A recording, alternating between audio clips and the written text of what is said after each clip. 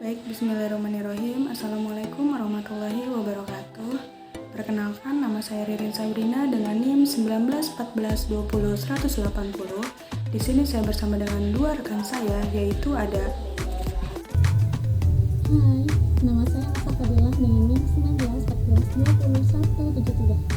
1914202173. Perkenalkan, nama saya Luciana Janingrum dengan NIM 1914202177. Nah, di sini kami dari kelompok 10 dalam mata kuliah auditing kelas perbankan syariah semester 5 akan mempresentasikan terkait dengan variabel sampling untuk pengujian substantif. Baik, untuk pemaparan materi yang pertama akan disampaikan oleh Saudari Elsa Fadilah. Baik, langsung saja kami akan memaparkan materi tentang variabel sampling untuk pengujian substantif. Nah, di sini terdapat variabel samplingnya. Apa sih variabel sampling itu? Variabel sampling adalah teknik statistik yang digunakan auditor untuk menguji kewajaran suatu jumlah atau saldo dan untuk mengestimasi jumlah rupiah suatu saldo akun atau kuantitas yang lain.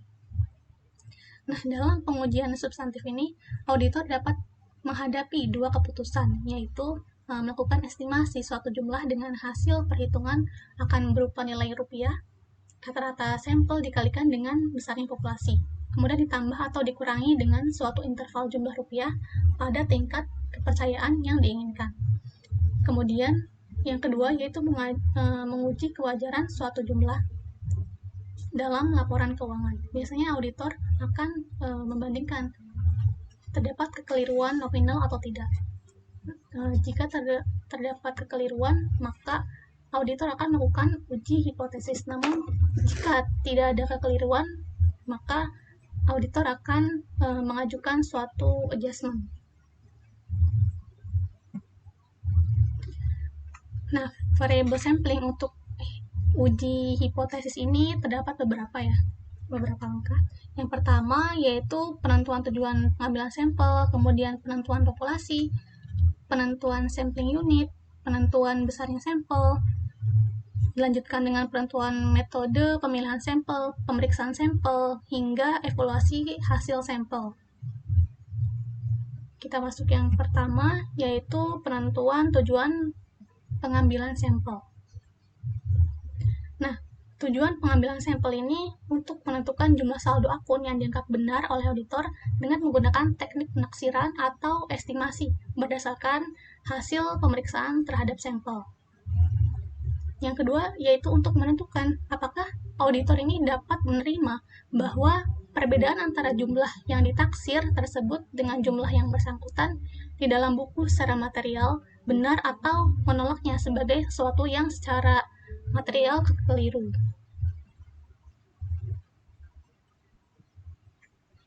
Nah, dalam halnya tadi tujuan pengambilan sampel, misalkan dalam buku klien tercatat bahwasanya terdapat saldo akun yang nominalnya 10 juta.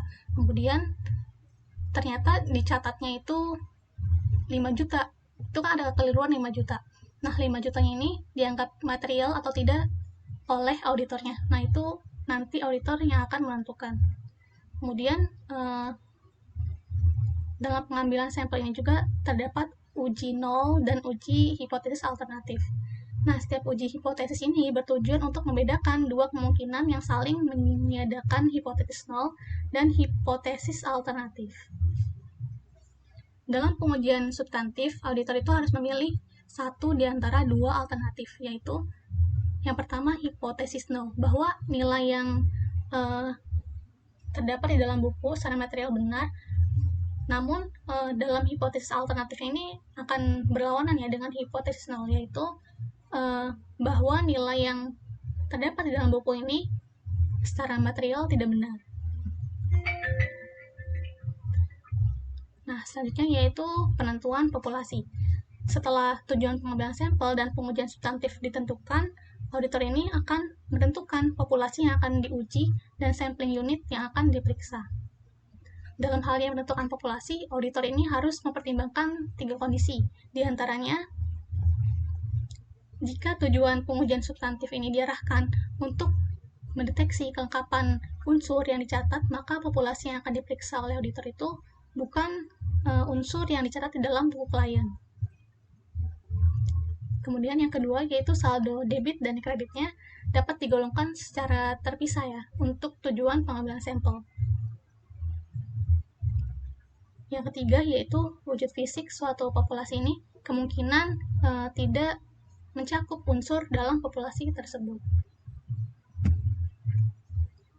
Dalam halnya penentuan sampling unit, langkah ketiga ini perlu diketahui terlebih dahulu bahwa sampling unit ini merupakan unsur-unsur secara individual yang terdapat dalam populasi.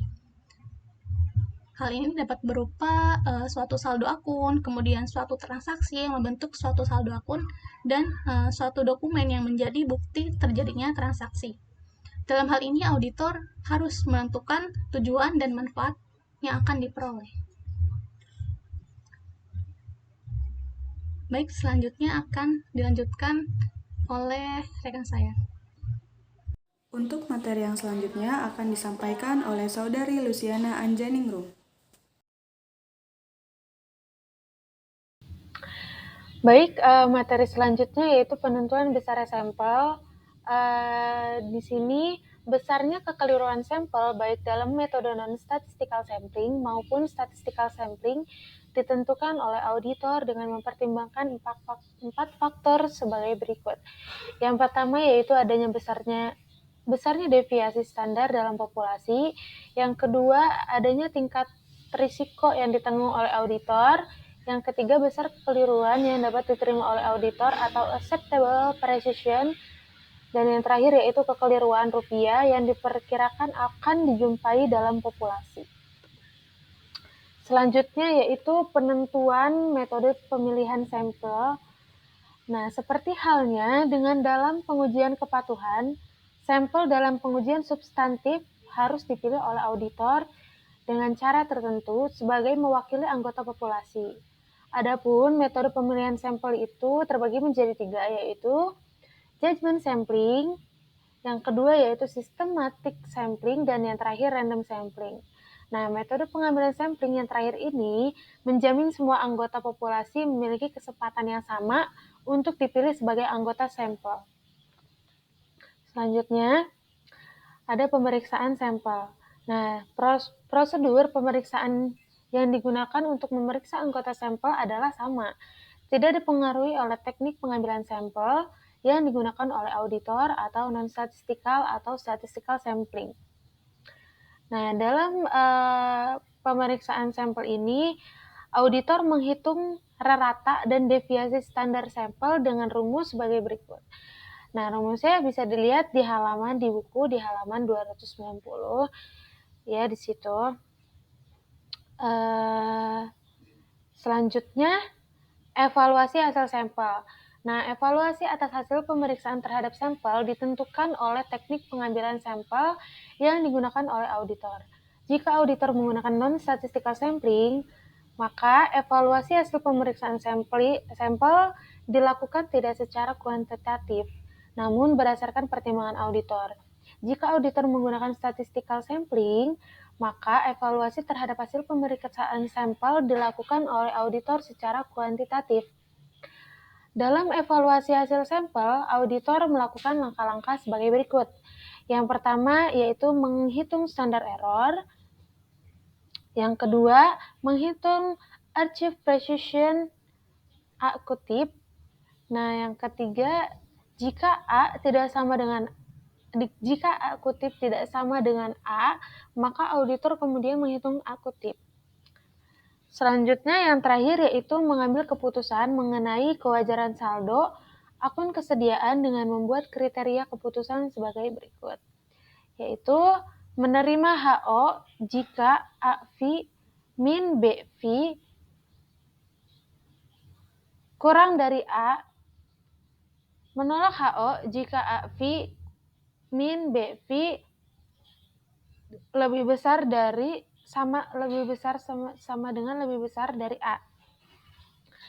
Nah, selanjutnya contoh penggunaan variabel sampling dalam pengujian hipotesis. Nah, contohnya yang pertama yaitu seorang auditor merencanakan pengujian substantif terhadap piutang.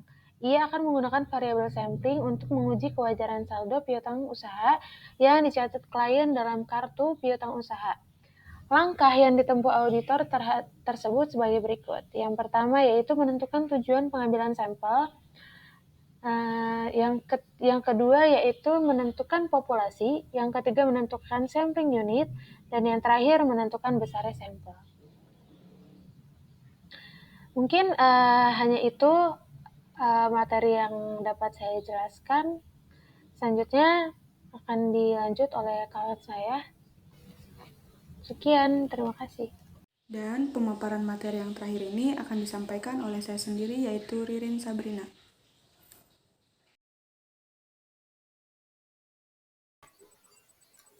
Baik, selanjutnya yaitu terkait dengan materi variabel sampling untuk estimasi. Nah, jadi pengujian substantif dapat dilakukan dengan 3 cara. Yang pertama yaitu non-statistical sampling.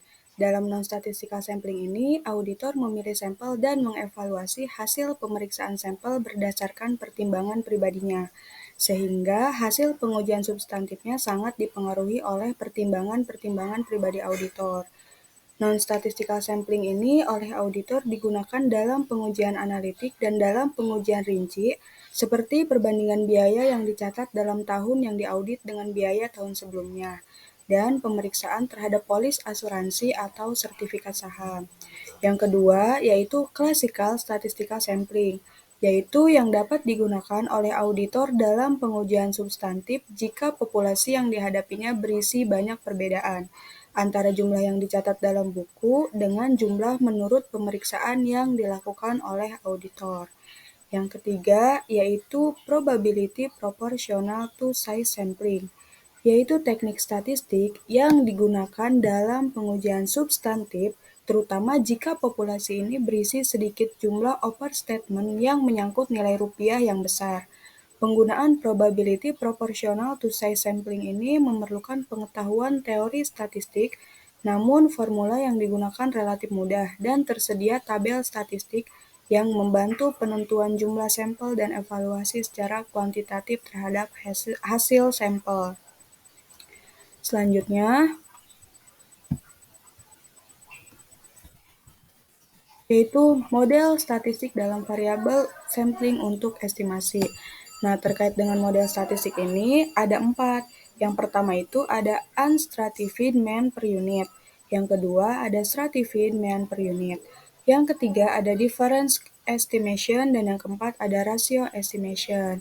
Nah, di antara keempat ini, pada bab ini kita hanya fokus kepada 2 model statistik saja, yaitu kepada unstratified mean per unit dan stratified mean per unit.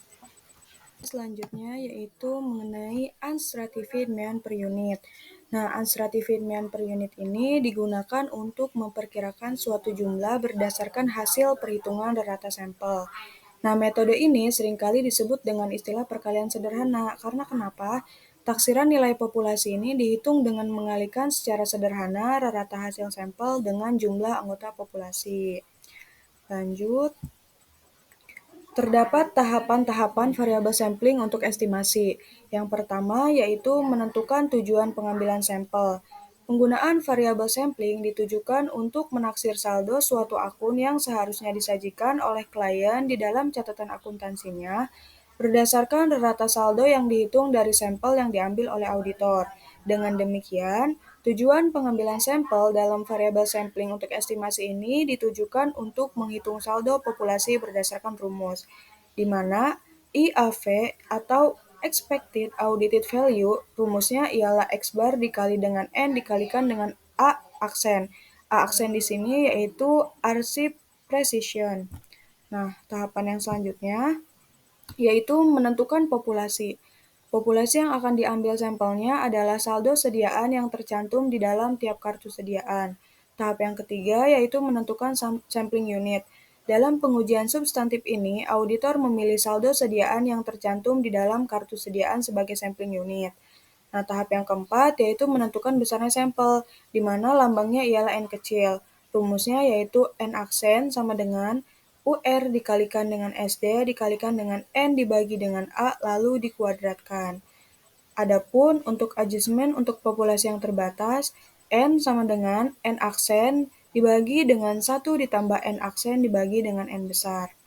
Langkah selanjutnya, atau langkah kelima, yaitu menentukan metode pemilihan sampel. Setelah besarnya sampel ditentukan, di mana dalam hal ini sudah ditentukan sebanyak 118. Nah, auditor kemudian memilih 88 kartu sediaan tambahan, di mana di luar dari 30 kartu sediaan yang telah diperiksa awal pada waktu auditor memperkirakan deviasi standar populasi pada langkah ke-4A dari 2000 kartu sediaan yang dimiliki oleh kliennya. Nah, pemilihan sampel tersebut dapat dilakukan dengan bantuan tabel angka acak atau angka acak yang dihasilkan dengan komputer. Nah, langkah yang keenam yaitu memeriksa sampel. Setelah 118 kartu sediaan, yaitu 30 kartu ditambah dengan 88 kartu, dipilih dari populasi kartu sebanyak 2000, auditor kemudian mencatat saldo sediaan yang tercantum di dalam tiap-tiap kartu tersebut. Auditor kemudian menghitung rata saldo dan deviasi standarnya. Misalnya, dari perhitungan tersebut, auditor telah mendapatkan rata atau yang dilambangkan dengan X bar ini sebesar 4.750 dan deviasi standarnya sebesar 175. Langkah selanjutnya atau langkah ketujuh yaitu mengevaluasi hasil sampel. Nah, evaluasi hasil sampel ini bisa dilakukan dengan 4 cara. Yang pertama yaitu menghitung archip precision atau yang dilambangkan dengan A aksen. Rumusnya yaitu UR dikalikan dengan SE dikali N dikali akar dari 1 min N kecil, lalu dibagi dengan N besar. Kemudian yang B, menghitung standar error dengan rumus SE sama dengan SD dibagi dengan akar dari N besar. Nah, karena aksennya ini lebih kecil daripada A, maka auditor tidak perlu menambah besarnya sampel.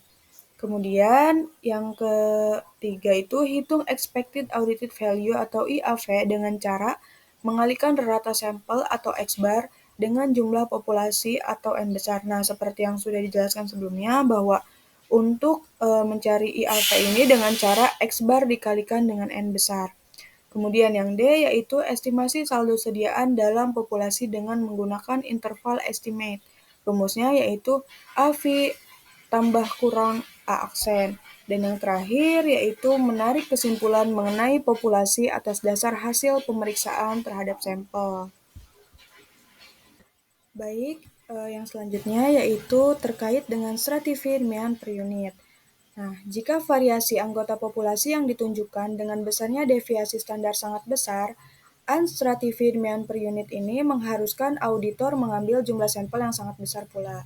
Dengan demikian, unstratified sampling menjadi tidak efisien jika digunakan untuk populasi yang deviasi standarnya ini tinggi.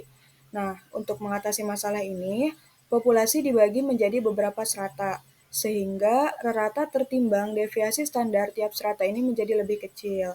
Stratified mean per unit ini digunakan untuk populasi yang diperkirakan tidak memiliki variasi yang besar. Lanjut, terdapat variabel sampling untuk estimasi stratified mean per unit ini ada beberapa langkah. Yang pertama itu ialah menentukan tujuan pengambilan sampel, sama seperti variabel sampling yang sebelumnya ya. Yang stratified juga ada beberapa langkah. Nah, pengambilan sampel dalam variabel sampling untuk estimasi adalah untuk menghitung saldo populasi berdasarkan dengan rumus, di mana IAV plus minus A aksen. IAV ini yaitu expected audited value. Rumusnya ini ialah sigma X bar dikalikan dengan NI. Lalu yang kedua yaitu menentukan populasi. Misalkan populasi yang akan diambil ini sampelnya adalah saldo sediaan yang tercantum di dalam tiap kartu sediaan. Misalkan pula populasi saldo sediaan yang tercantum di dalam kartu ini dibagi ke dalam 4 strata. Dan keempat strata tersebut seperti di tabel yang tercantum di sini ya teman-teman. Jadi ada 4 strata, di mana batas strata yang pertama itu antara 0 sampai dengan 300, dan jumlah NI-nya itu sebesar 5.500. Kemudian strata yang kedua, batas stratanya yaitu antara 301 sampai dengan 800, dan nilai NI-nya itu ialah 2000. Dan yang ketiga, batas stratanya yaitu 801 sampai dengan 1600. Kemudian jumlah NI-nya yaitu 500. Dan yang terakhir atau yang keempat, di mana batas ratanya yaitu 1602 sampai dengan 3000 dan nilai NI-nya sebesar 300. Nah, untuk tahapan yang ketiga yaitu menentukan sampling unit. Dalam pengujian substantif ini, auditor memilih saldo sediaan yang tercantum di dalam kartu sediaan sebagai sampling unit.